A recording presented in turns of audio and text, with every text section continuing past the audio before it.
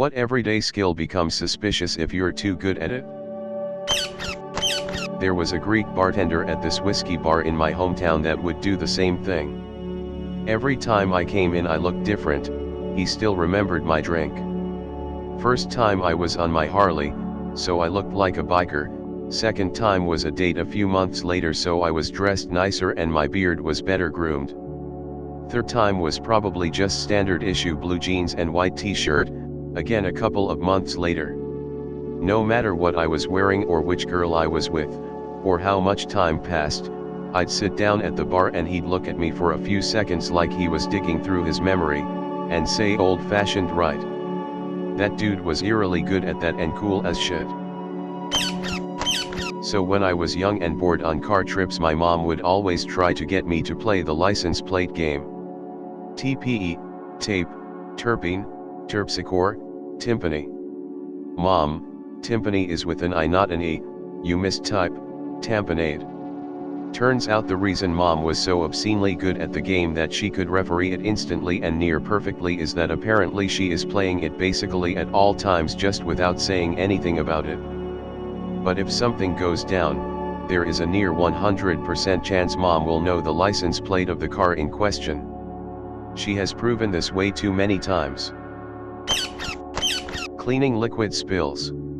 If Junior knocks over their glass or the cat gets too close and personal with the fish tank, most people just tend to throw a bathroom towel over it or get out the wet vac, not super effective and tends to allow time for staining. Some salt, aerosolized carpet foam, and some paper towels will clean up anything like it was never there and in record speed, and all for the low price of making people uncomfortable as they imagine you as a mob cleaner. For extra points, using this method to clean blood out of carpets or off cheap porous tile equals people's faces are funny as fuck. Edit, thanks for the This is gonna sound weird by Imma say it. A few years ago, it was my dad's funeral. My brother and I, 23 and 19 at the time, sat on the front row. My mum stayed with my family. The priest who did the service knew us, as it is a small town and he's been around for a long time. We started laughing BC of how he was phrasing his sentences, and BC we had the impression that he was looking at us. He wears these weird glasses and it does seem like he's constantly looking at you. My brother explained that to me, which resulted in us laughing even more. It was a short service but we spent most of it laughing, obviously as quietly as we could. I'm glad I have that fun memory of that sad time. Some people are only stopped by the opportunity. Some people are stopped by a sense of obligation and fairness. Some people are stopped by what Simon Sinek calls the infinite game. Cheating helps you win today, sooner or later you get caught and your friends don't want to play any with you anymore. You lose forever. So the real optimum strategy to have the most wins over the very long term is to play fair and accept some losses. But yeah, anyone can choose to fuck over their friends anytime they want. Some people are assholes who don't care what their friends think, agents of chaos who don't look beyond the end of their nose, or the kind of person who thinks it was just a prank, bro. Can excuse any type of shitty behavior. Some people are only stopped by the opportunity. Some people are stopped by a sense of obligation and fairness. Some people are stopped by what Simon Sinek calls the infinite game. Cheating helps you win today, sooner or later you get caught and your friends don't want to play any with you anymore. You lose forever. So the real optimum strategy to have the most wins over the very long term is to play fair and accept some losses. But yeah, anyone can choose to fuck over their friends anytime they want. Some people are assholes who don't care what their friends think, agents of chaos who don't look beyond the end of their nose, or the kind of person who thinks it was just a prank, bro. Can excuse any type of shitty behavior. Breaking into someone's car. A few years ago I was at a new job and a co-worker locked her keys in her car. I got the door open in under a minute. The security guard watched me and had some concerns with the speed at which I opened that car without damaging it. Truth of the matter is that the guard wasn't paying attention completely to what I was doing. My first car was a two-door sports car, and I learned about a design flaw with those cars when my dumb ass locked my keys in the ignition. She had a similar car and her keys in the ignition, so I took advantage of that design flaw to get her door open without damage to the. When I was a kid, we had these bluebonnet books that you could read for prizes if you got a good score on the comprehension test. My teacher accused me of cheating because I was reading them too fast.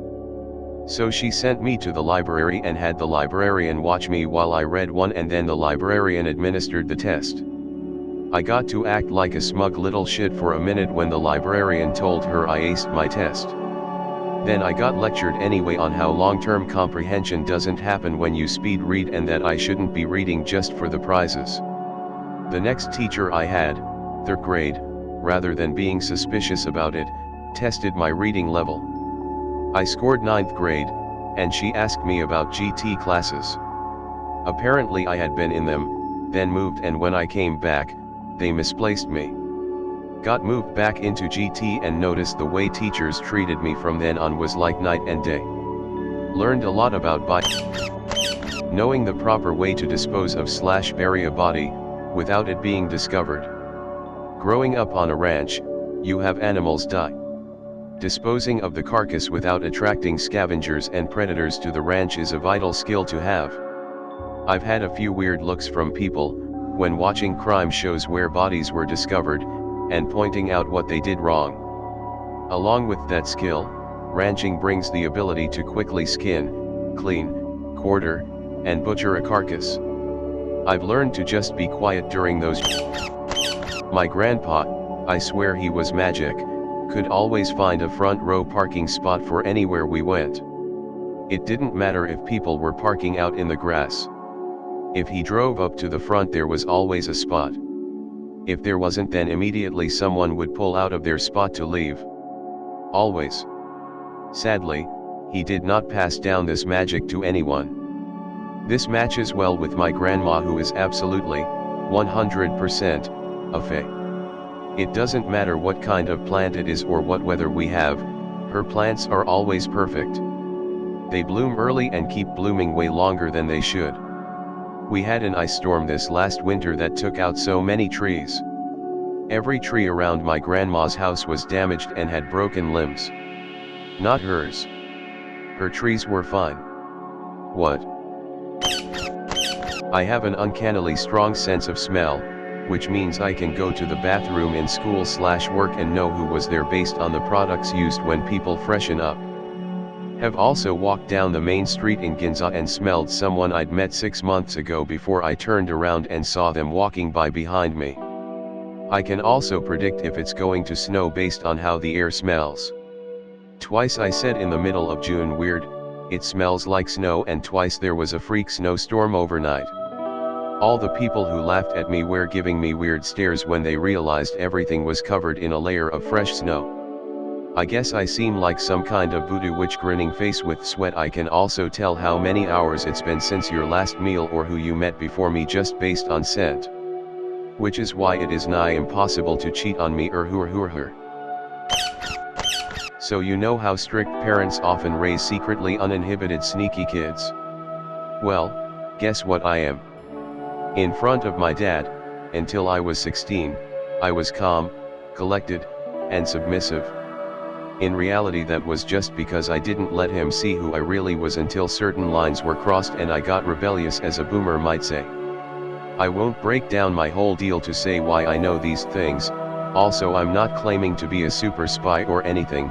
These are just skills that meet the above criteria and that I picked up and improved over the years. These are all things that seem normal if you just know how to do them, but I've had it happen more than once where I've implemented one and the people with me have had questions. Things like 1. Picking locks. Sure, like 1 in 3 people can pick a simple or cheap lock, but when you know how to open an electric lock or magnetic security pad, or maybe use the old sound pressure method, you know the one, that thing people do to code locks where they put their ear against it, to open a more complicated locks, and have it actually work, people give you a look. 2. Moving quietly / reducing visibility. I've met a lot of people who think they can be physically stealthy. It's funny because, yeah, maybe your footsteps are quiet, but I can hear you breathing, you fucking pug. Or maybe you're good at hide and sneak, but I dare you to cross a room. This is what an overly strict father really teaches you. Learn where the shadows are, including your own, and put your hand over your nose, lined up with the bridge's slope, and take long, slow, soft, deep breaths. There's so much more to this one, OMG.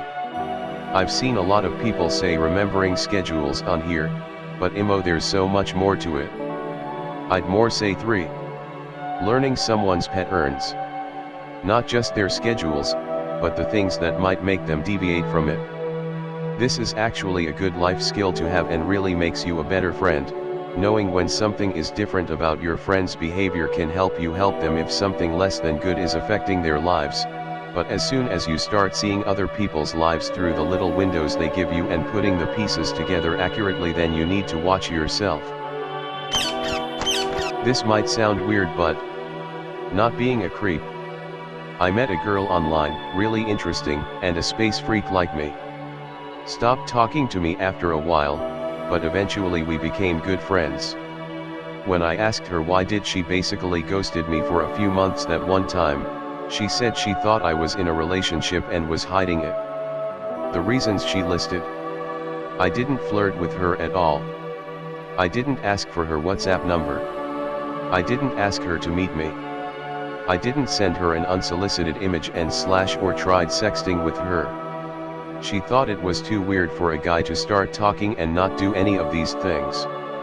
Apparently, the standards are far too low for men, not that I was actually interested in her that way. I just wanted to talk about space with someone. Anyone. I screen share with folks for my job. I always get a grin when someone's like, "Whoa, wait. What did you do there?" I right-clicked your browser's back button and then middle-clicked the page you had up a few minutes ago, so we can have both. So many people who use a web browser for their job just progress from one page to the other. Like, I need XYZ from page 1. Okay, let's go check that against page 2. I'll just click 3 links to get there. Alright, I made it to page 2, but I need something else from page 1. Better click more links and wait for all the pages to load to get back. Customer service worker here. I remember certain regulars' orders to the point that if I saw them pull up, I'd have their order in and ready for them at the window. Which is ironic because my memory regarding my childhood or what happened in the last couple weeks is absolute garbage, lol. When I was really young, I really struggled with typing because of my short fingers, but now I can type really fast. Think 80 to 100 words a minute fast, and I've gotten so many comments on it. My only fear is that I will develop arthritis really bad in my hands because of this and will no longer be able to type as fast as I do now. I don't know if it's an everyday skill, but gardening. I've had every old fart on my block walk by my house and admire my flowers, then proceed to tell me they will call the police if they see me growing pot. Old people are bold AF. Like, sir, I'm a psychopath. Please don't piss me off or you'll become fertilizer for my flowers, ha ha ha, ha ha, ha. I did have one old guy who said if I did grow pot he wouldn't call the cops, only if I shared some with him. Good deal, Jerry, but for the last time I do not grow pot. My yard is a butterfly garden, for fuck's sake. And growing flowers is my therapy. Please get off my lawn, or become a part of it. I'm a nurse and I set up medications weekly for my residents that the CNA/PCAs then hand out at the appropriate times. Sometimes I have residents with difficulty swallowing large pills, so I crush them in this handle pill crusher thing and in a special bag. But occasionally not all of the pills get crushed. One day I was at my desk and a PCA says, "Hey, one of these pills in the packet isn't crushed," so as I stand up to get out the machine for it, she takes out her license and a lighter and finishes crushing the other pill in the pack before putting it in some pudding and leaving. I can't be the only one though, it got me some seriously weird looks when I was young. So my family is big, like on all sides, bio father plus stepfather, so growing up equals lots of houses. To me, each house had a smell, good or bad, it didn't matter what it was unique. Example situation timbre. So when say a sweater was left at our house and parents were talking about whose it was, I just walked up and I smelled it, looked at them and said it must be cousin Ashley's. They gave me a weird look and I just explained that every house we go to has a certain scent. They kind of got it, but it sure looked like what I was saying threw them for a loop. Lying on the spot. A while ago while hanging out with friends, I was wearing a shirt with palm trees on it, and for some reason one of them randomly decided to put me on the spot and ask me to tell the group that story about the palm tree, so I just made up a whole story about how I climbed a palm tree when I was a kid, on holiday, that I wasn't supposed to climb because it was next to a road and didn't understand a kid who was yelling at me to climb down. I assumed because I didn't speak the language, and started throwing things at me to get me down. There were other small details I threw in, but I was able to tell it convincingly enough that everyone believed me. The guy who asked me to tell the story just looked at me dumbfounded when I'd finished and asked if it was really true, so I admitted I'd made the entire thing up. Literally, nothing like that had ever happened to me, and everyone was really confused but weirdly impressed, and then a little suspicious about what I could have lied to them about. For the record, I rarely lie to people, but I discovered I'm good at it if I ever want to. LOL. A friend of mine would remember freakish details about random strangers. In my previous job, our office building used to have a big food court on the first floor, and the building had other offices too. So, many people from our office and other offices used to go and have lunch at the food court. My friend would remember random things like one woman always sitting in the same seat and ordering the same meal for a week. I was like, why is he looking at strangers and wondering about their food and seating habits? And not just one person, he would remember about many people. What an odd thing to remember. Like he's training to be a spy or I'm a really good marksman, and some people think that's weird. I can hit a quarter at 50 odds no scope first shot almost every time, but people who know me know this is because my drill sergeant dad taught me how to shoot, and then I spent 6 years in the military. I'm also into archery, and I have a football field-sized yard in the city. I stand in that space between the street and the sidewalk when I shoot to get as much distance as possible, and can very easily put 5 arrows into a $50 grouping from anywhere between 3 yards to 75 yards. People will stop in the street to watch me. Sometimes they will call out a shot. I use a black hole target and put pictures of like Hitler and Stalin and stuff on it to shoot at because it's funner than shooting at a black box, and I have never missed one of those shots.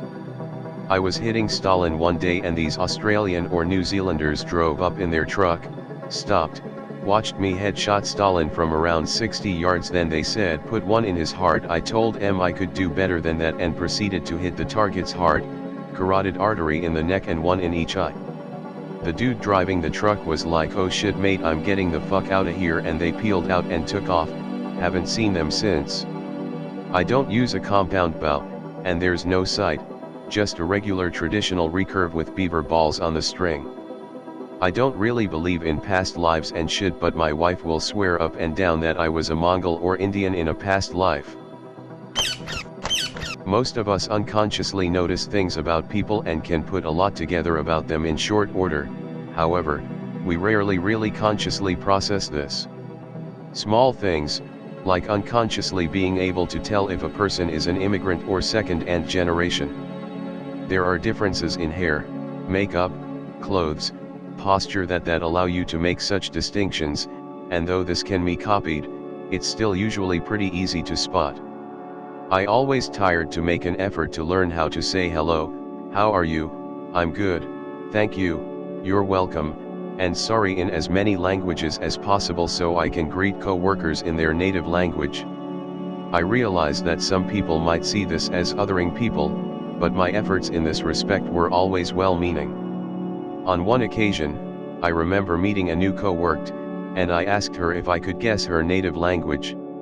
She said sure, and I guess Romanian, and she confirmed, so I said see my face I. She thought it was really neat. However, Another Romanian co-worker asked me later, how did you know she spoke a foreign language? She hadn't even spoken yet. I responded that I wasn't sure, but I guessed that she looked slightly different. I didn't specify, but it was likely the jawline and her style of clothes. My colleague then said, you mean we look different? I wasn't sure how to reply, so I just said I guess. There's a subtle difference in clothes and posture and such, but I couldn't pinpoint it. She literally started crying.